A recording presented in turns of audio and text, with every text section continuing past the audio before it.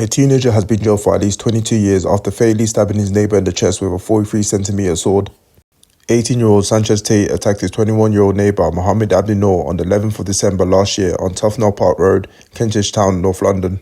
During the trial at the Old Bailey, the court heard Sanchez stab Mohamed in the chest before running home, where he was arrested shortly after.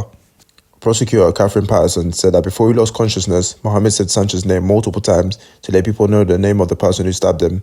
The 21-year-old Mohamed Abdi Noor, who had a passion for pedals and motorbikes, was taken to the hospital where he died early the next morning.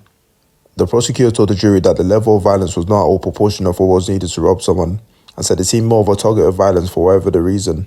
It's also known that Mohamed had told his wife of an earlier incident involving Sanchez, when he had seen his motorbike on the ground in his estate parking lot.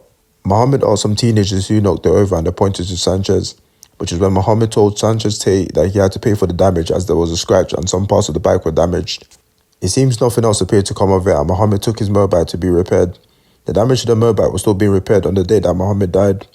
At 7:27 p.m, police received call that two men were fighting, and one of them pulled out a knife. It was at this moment that Sanchez stabbed Mohamed. Sanchez claimed he acted in self-defense. However, he was found guilty of murder following a trial at the Old Bailey on Thursday, 21st of November. Judge Mark Dennis Casey ordered him to be jailed for 22 years.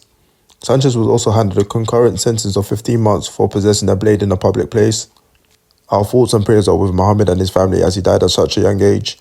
And even with Sanchez, he will now be spending a lifetime in jail for something that could have easily been avoided.